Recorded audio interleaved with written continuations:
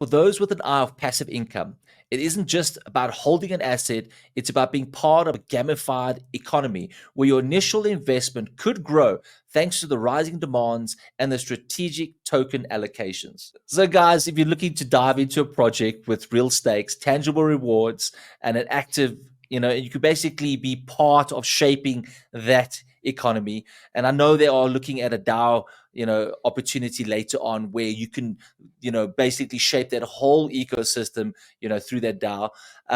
This project I think might be for you, right? So none of this, of course, is financial advice. It's just we've looked at the tokenomics, we've looked at the project.